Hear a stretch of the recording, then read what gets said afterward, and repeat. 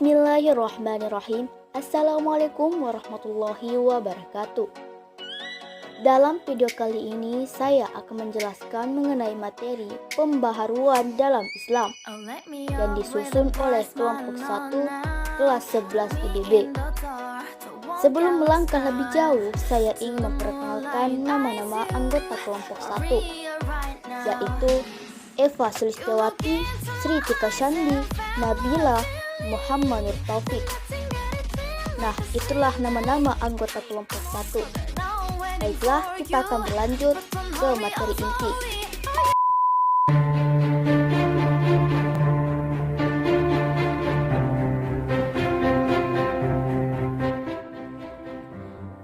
Pengertian pembaharuan dalam Islam.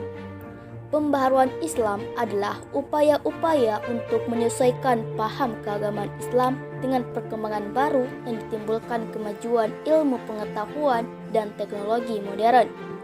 Dalam bahasa Arab, gerakan pembaharuan Islam disebut tajdid. Secara harfiah, tajdid berarti pembaharuan dan pelakunya disebut mujaddid. Istilah tajdid itu sendiri memiliki arti lain yang lebih luas. Di antaranya adalah reformasi, purifikasi, modernisme, dan sebagainya. Istilah yang beragam itu mengindikasikan bahwa hal itu terdapat variasi entah pada aspek metodologi, doktrin, maupun solusi dalam gerakan tajdid yang muncul di dunia Islam. Gerakan pembaruan Islam dapat ditelusuri akarnya pada doktrin Islam itu sendiri. Gerakan pembaharuan mendapatkan momentum ketika Islam berhadapan dengan modernitas pada abad ke-19. Kontak langsung antara Islam dan modernitas yang berlangsung sejak Islam sebagai kekuatan politik mulai merosot pada abad ke-18 merupakan agenda yang menyita banyak energi di kalangan intelektual Muslim. Sejak awal sejarahnya, Islam sebenarnya telah memiliki tradisi pembaharuan karena ketika menemukan masalah baru, kaum muslim segera memberikan jawaban dan didasarkan atas doktrin-doktrin dasar kitab dan sunnah. Rasulullah pernah mensyaratkan bahwa sesungguhnya Allah akan mengutus kepada umat ini pada permulaan setiap abad orang-orang yang akan memperbaharui agamanya. Hadis riwayat Abu Daud. Selain itu, pembaharuan dalam Islam dapat pula berarti mengubah keadaan umat agar mengikuti ajaran yang terdapat di dalam Al-Quran dan As-Sunnah. Hal ini perlu dilakukan karena terjadi kesenjangan antara yang dikehendaki oleh Al-Quran dengan kenyataan yang terjadi di masyarakat. Dengan demikian, maka pembaharuan Islam mengandung maksud mengembalikan sikap dan pandangan hidup umat agar sejalan dengan petunjuk Al-Quran dan As-Sunnah.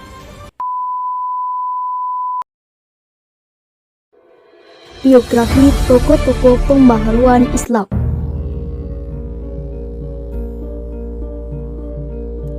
Pertama, Muhammad Ali Pasha 1765 sampai 1849 Masehi.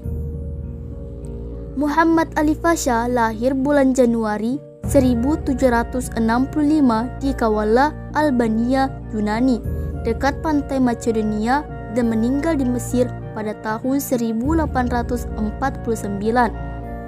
Negeri ini telah menjadi bagian negara Daulah Utsmani sejak ditaklukkannya oleh Sultan Muhammad II Al-Fatih pada tahun 857 Hijriah atau 1453 Masehi dan baru dapat melepaskan diri dari kekuasaan Istanbul pada tahun 1245 atau 1829 Masehi. Ayah Muhammad Ali Pasha bernama Ibrahim Agha, seorang imigran Turki kelahiran Yunani. Sejak kecil Muhammad Ali Pasha memiliki keterampilan dan kecerdasan luar biasa. Muhammad Ali Pasha mewariskan peninggalan yang megah di perbukitan Jabal Muqattam dengan mengarahkan desainer Yunani bernama Yusuf Busnak.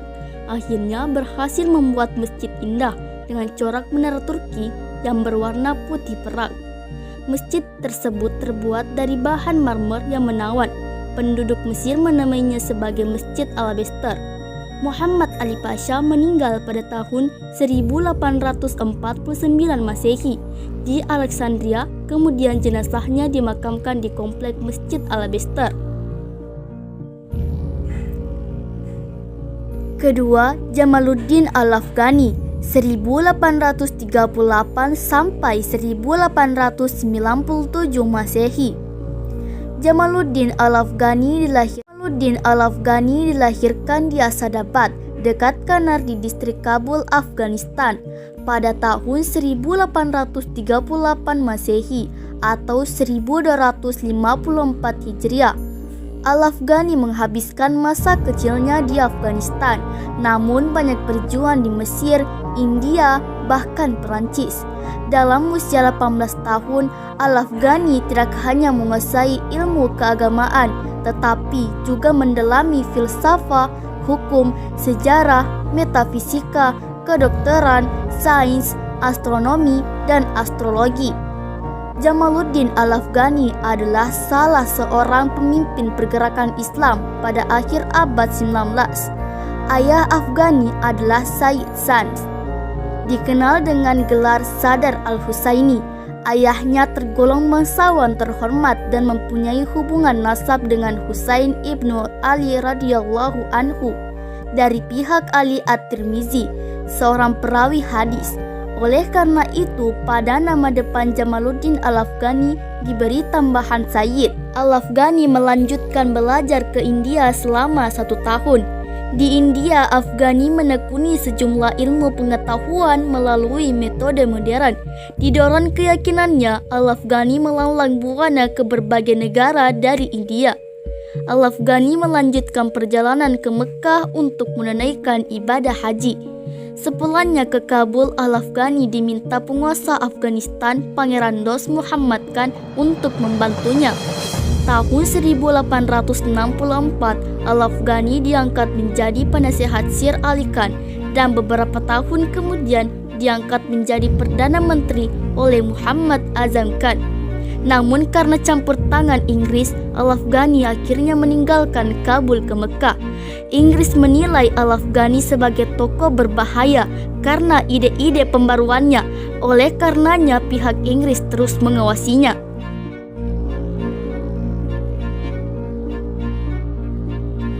Ketiga, Muhammad Abduh 1849 sampai 1905 Masehi.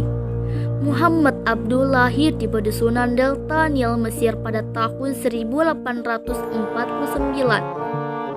Keluarganya terkenal berpegang teguh kepada ilmu dan agama.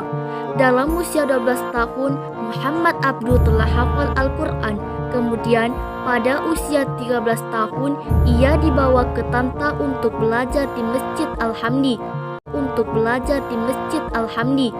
Masjid ini sering disebut Masjid Sheikh Ahmad, yang kedudukannya dianggap sebagai level kedua setelah Al-Azhar. Di masjid ini, Muhammad Abduh menghafal dan belajar Al-Quran selama 2 tahun. Tahun 1866, Muhammad Abduh meninggalkan istri dan keluarganya menuju Kairo untuk belajar di Al-Azhar.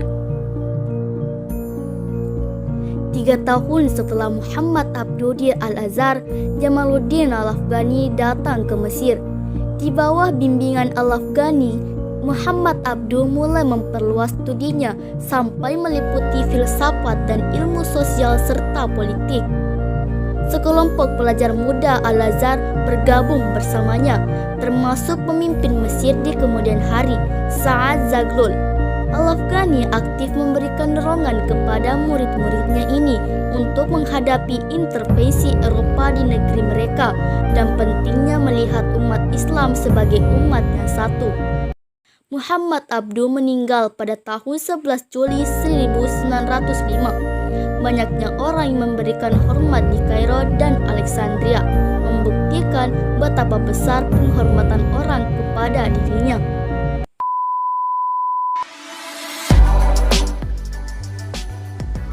Itulah tadi materi singkat tentang pembaharuan dalam Islam serta biografi tokoh-tokoh pembaharuan Islam yang disusun oleh kelompok 111 IBB.